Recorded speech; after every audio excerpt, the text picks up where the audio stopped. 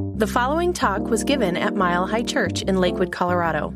Please visit our website at milehighchurch.org. All right. Our topic today is the transforming power of the soul-guided path. The transforming power of the soul-guided path. Now, this is kind of a quick little two-part series that gives us an opportunity to pause and look at where we're headed and what's running the show. Because what I've noticed about myself and many, many others is that we really are creatures of habit. And even if we've experienced consequences from very difficult or life-limiting situations and patterns in our life, we seem to stay locked into those habits. I'm reminded of the great story of this guy who was down and out and his life wasn't working. And he was frustrated and he was upset. So he was walking down the street and he passed a travel agency, and they had a sign in the window that said, $200 cruises, inquire within. And he thought, wow, now that could help me out to get away on a cruise. And it certainly fits in my budget.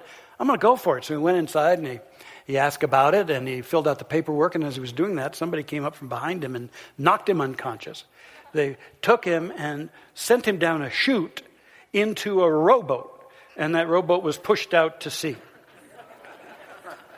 And so he bobbed around a while, and then he came to, and he got up on one elbow, and he looked around, and noted, I'm in a rowboat here. And then he saw another guy in a rowboat rowing toward him really fast. And as the other guy got closer, he yelled out to our guy, and he said, hey, did you sign up for the $200 cruise? And our guy said, well, yeah. And the other guy said, well, do they serve food on these cruises? And our guy said, well, they didn't last year. And so sometimes we don't learn too fast.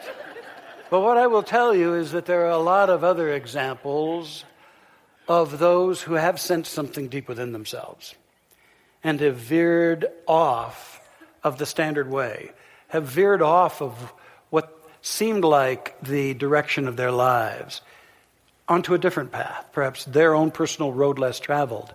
I'm thinking of Mohandas K. Gandhi, later called Mahatma Gandhi, who in his young adulthood was a brash, kind of fearful, angry young man, who, as the wheels of soul evolvement began to turn within him, eventually, as you know, would become one of the greatest social transformers ever and an incredible voice for peaceful, nonviolent change. Transformation, veering off of the trajectory. I'm thinking of a guy named Sir Richard Branson, who back in the 60s, they didn't know a lot about dyslexia, and he was experiencing dyslexia, so much so that in 1966, when he was 16, he dropped out of high school. And he didn't really know what to do, but he had a confidence about himself and a kind of an interconnection with his guidance. And so the first thing he did is he published a little newspaper there in his school, and then he began selling records through the newspaper, and that was going all right. And it wasn't long after that he actually opened a store to sell records and other recordings. Then that morphed into a recording label and studio, and then he started attracting some really great bands, including the Rolling Stones.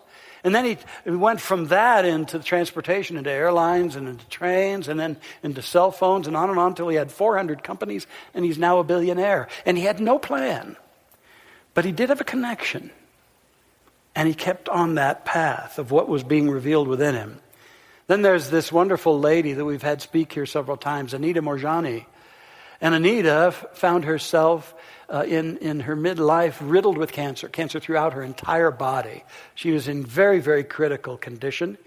And in fact, she actually died on an operating table, only to be resuscitated. But during that near-death experience, Anita really saw what she had been doing to her life. She saw how she had dedicated her life to everyone else except herself. That she was a people pleaser, that she was always deferring, always pushing down everything that wanted to emerge within her and just trying to make everybody happy with her and everybody happy in their lives. And as she saw this revelation and then connected with the soul of her that wanted to use this lifetime for far more than that, well, after she was resuscitated, that insight was transformative. And within 6 months, she was entirely cancer-free and remained so, and has written a book, Dying to Be Me, and is out speaking and talking about this. That activation of the soul and how we suppress that soul energy in our life.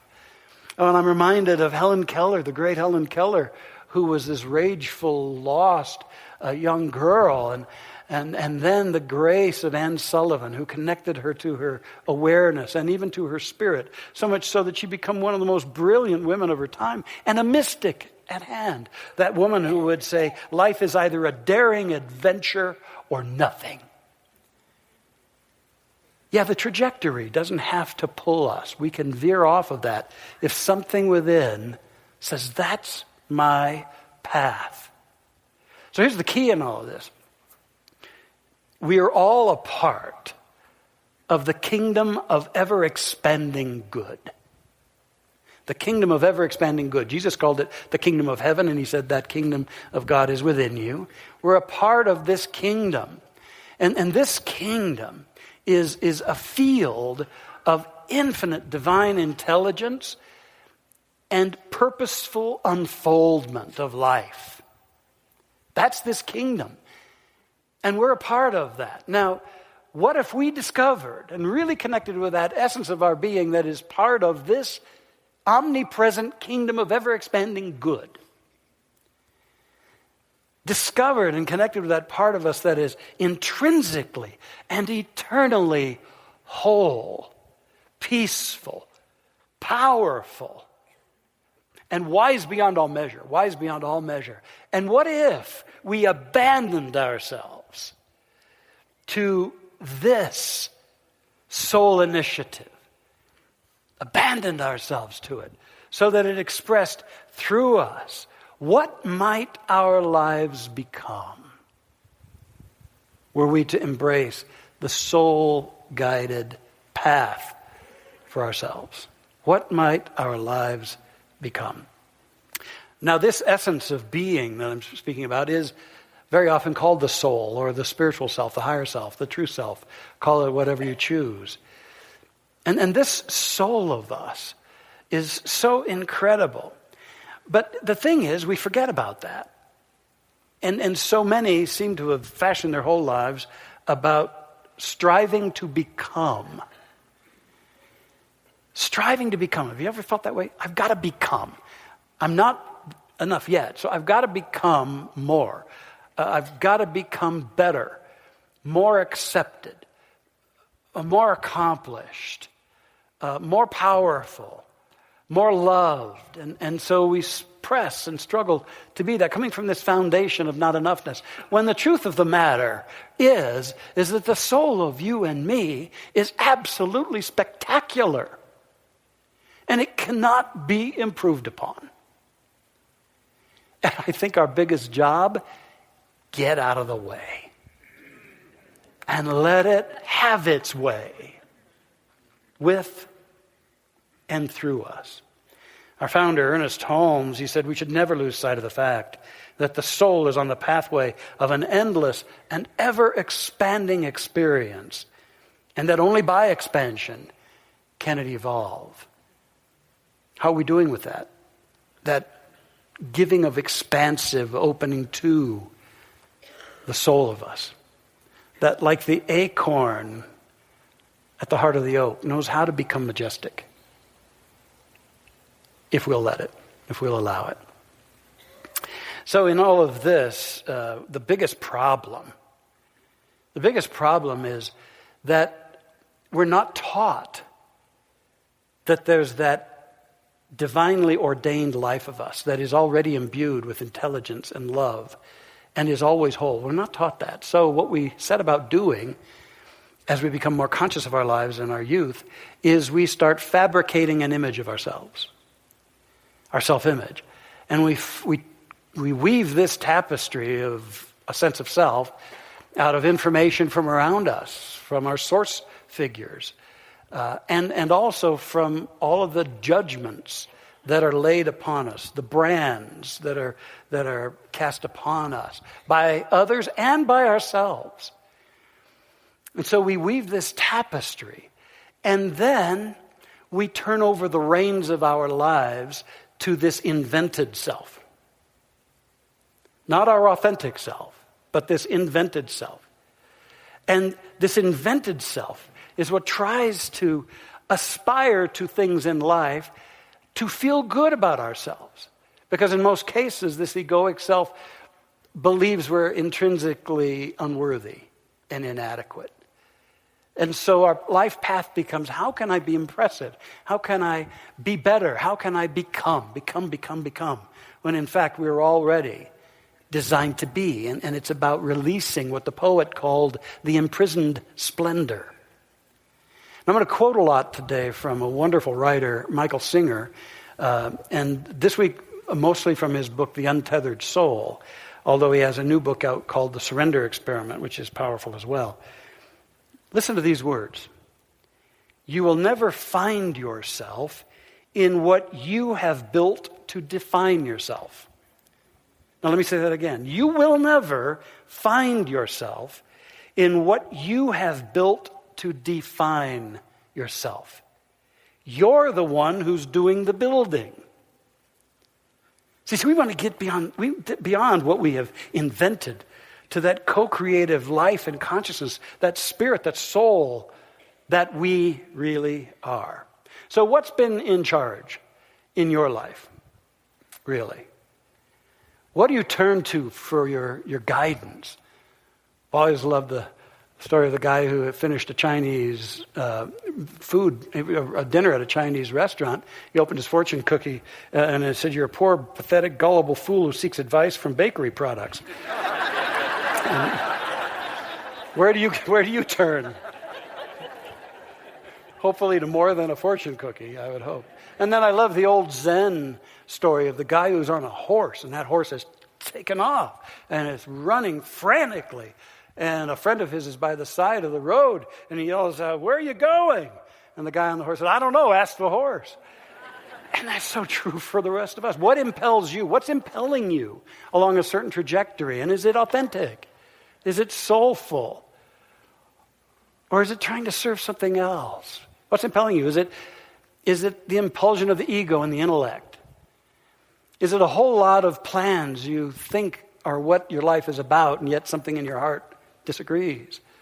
Is it the impulsion of peers or parents or ones who've told you what you should, the shoulds and oughts in your life? Is it career expectations? Is it all this stuff that you've set in motion and you feel like, I can't change it? What about that something deeper within you? What if we gave over the reins to the knower within ourselves and went beyond this tapestry which is usually born of limitation, went beyond that and drew our trajectory from something so real, so powerful? There is a knower in you, and the only reason it sometimes seems like a very faint voice is we have overlaid it with so many other assumptions and belief systems. But that voice, that feeling, that calling is there in you and me. And I guess the real question comes down to this. Are you up for guidance and unfoldment in this life of yours? Or is it really just about sameness and security? Guidance or unfoldment? Or sameness and security? Something in us withers if it's just simply safety, sameness, and security. And it doesn't matter what station we're in this life.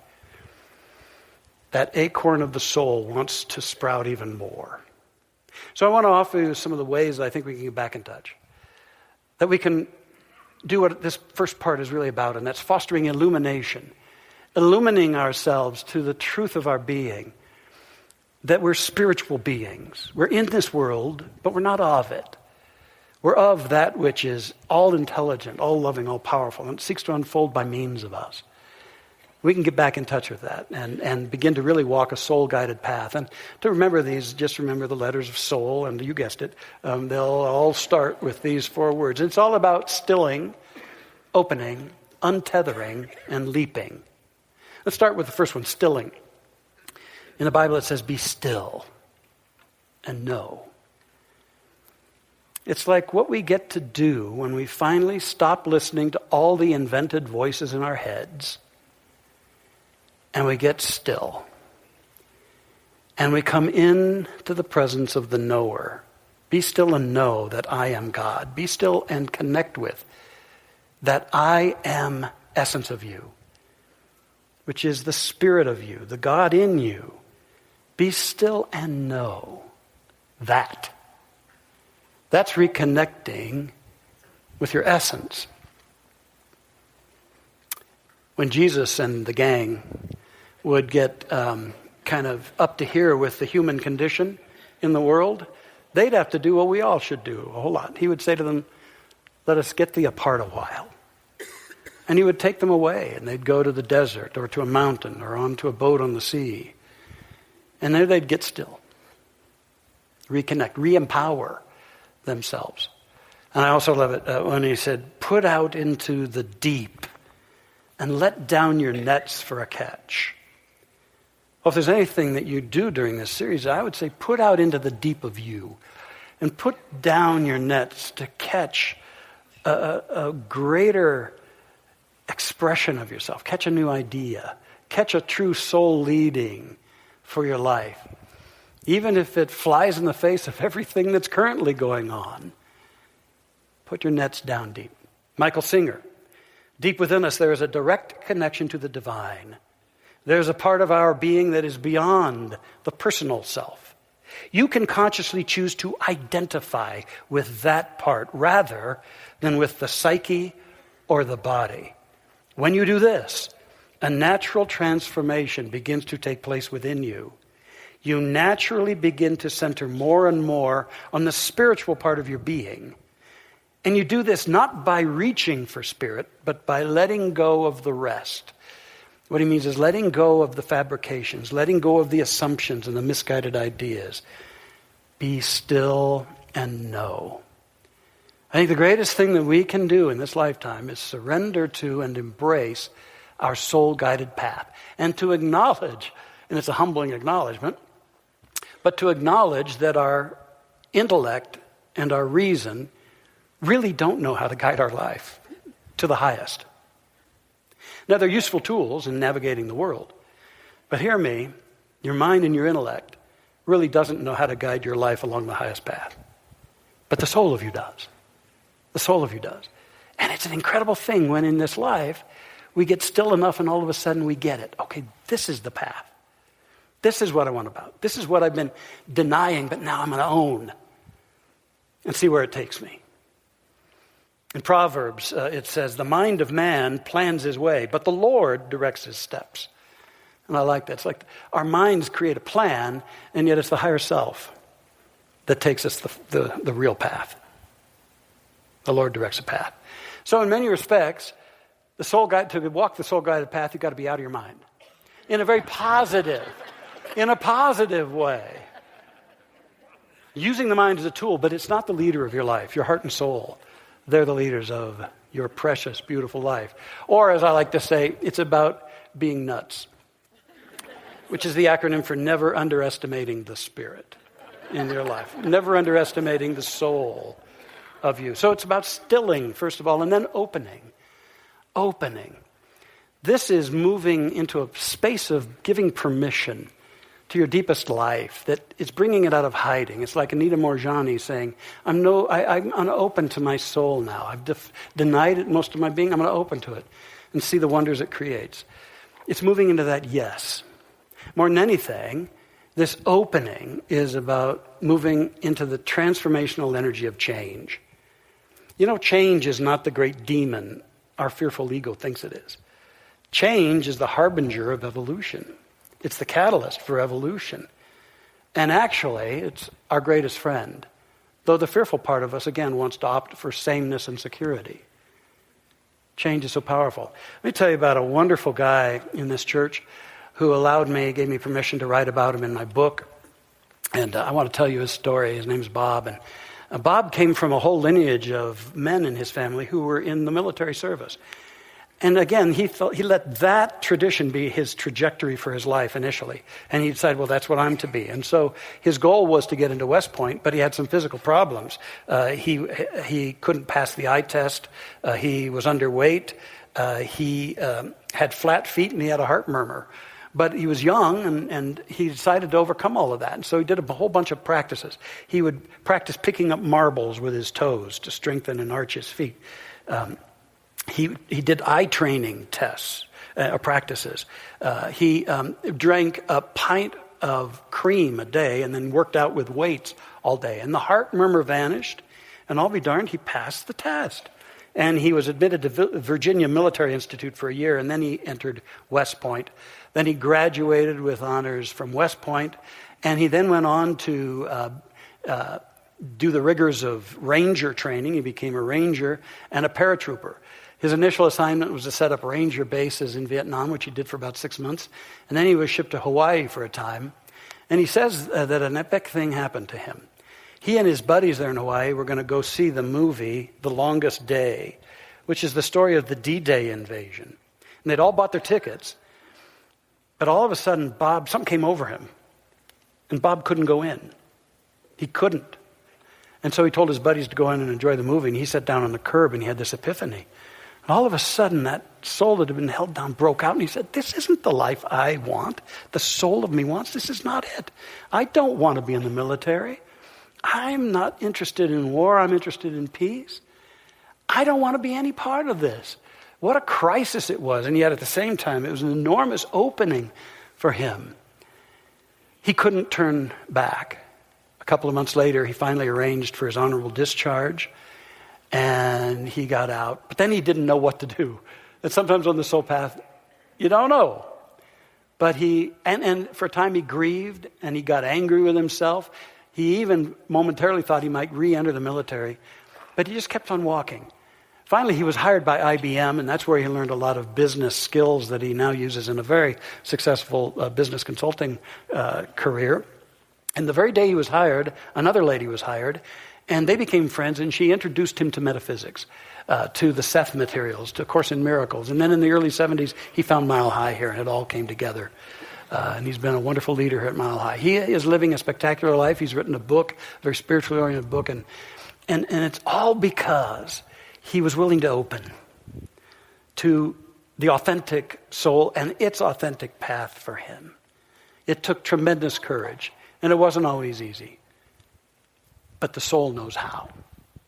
Michael Singer, the spiritual journey is one of constant transformation.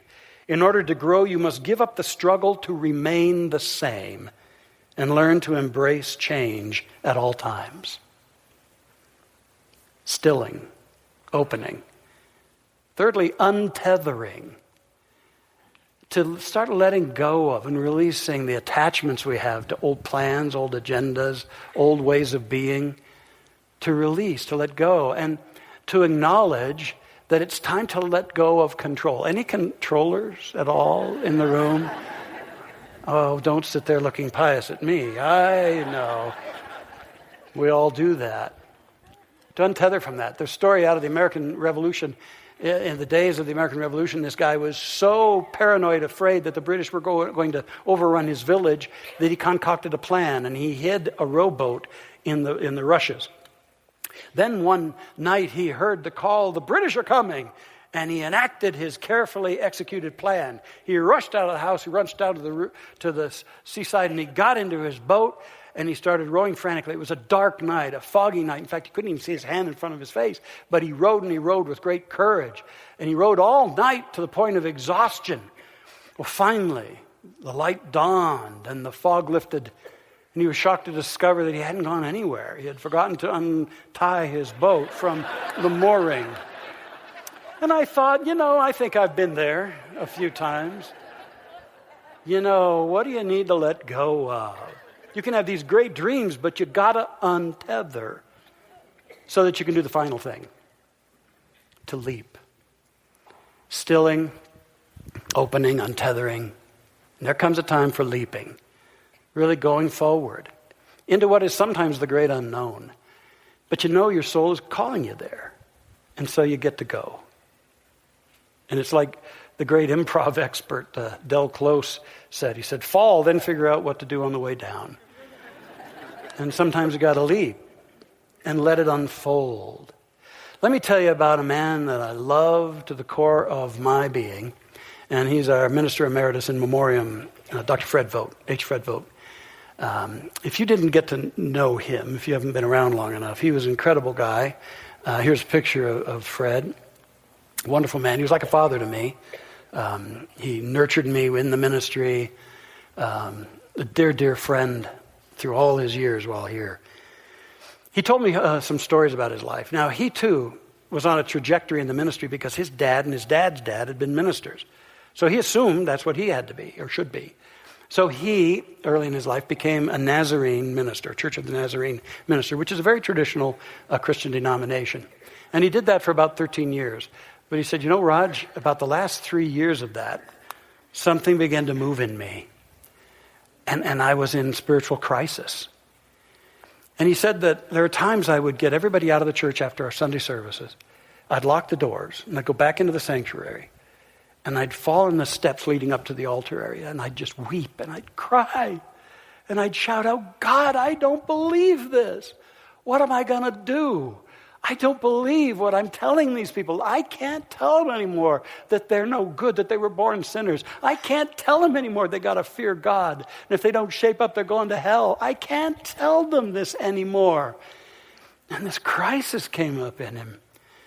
And he bore that agony until finally, after 13 years, he decided, I'm resigning from this ministry. And he did. And when he told his wife that, she left him. Took his girls, his daughters, and left. So it just got deeper for him, and he moved to California. He was up in Washington State during this ministry, and he went down to California and did a bunch of stuff. He sold china, sets of china, door to door for a while, until he showed up at the factory one day, and it was padlocked, and it had gone out of business. So he had a degree in psychology, so he started doing some psychological service, some work there. And he even worked for quite a while as a parole officer, which he said was really a horrendous kind of an experience. But then somebody told him, said, Fred, there's this spiritual movement going on here in California. You ought to check it out. It's called a lot of stuff. It's called science of mind and spirit or religious science. You know, you might want to look into this. And so Fred decided to go to one of our centers one Sunday. And he met his first hurdle because, you know, Fred was a little old-fashioned, if you didn't know him. And the thing is, the minister that got up to speak that day was a woman. Now, Fred was not accustomed to that. And he said, Raj, I wasn't ready for that. I was about ready to leave. But he said, I got over myself, and I stayed there. And Raj, I believed every word she said. And he told me he went out and he bought a huge stack of books, and he went home and he devoured them. And in between, he would cry in joy at what he was discovering.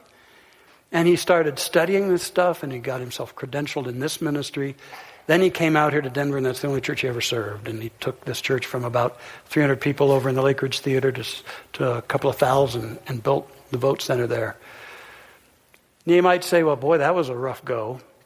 Yeah, it was. Sometimes moving on the soul-guided path looks like an odyssey or a saga. But I tell you what, it always turns out for the best. If it's truly an initiative of your soul, it's got to lead you into the best. In fact, I think a really great affirmation for this would be, my soul doesn't screw up. Together? My soul doesn't screw up. Or let's put it positively, my soul always knows the way. My soul always knows the way. It does, gang. It really does. As I close, I'm reminded of that Eagles song. So oftentimes it happens. We all live our lives in chains, and we never even know we have the key. Those chains are just old beliefs, old images that we've been subservient to. The key is your soul. And you can unlock your life. And you can move from simply sameness and security to the great adventure that is wanting to unfold through you. So let the past go. And enter into some stilling and some opening and some untethering, lots of untethering, until you're ready to leap. And trust that great life to have its way with you. you're a miracle happening, you know. You're a miracle. And I love you. And so it is. Thank you for listening to the Mile High Church podcast. This podcast is made possible by the generous contributions from listeners like you. If you'd like to make a donation, text 720-230-1404 or visit us at milehighchurch.org.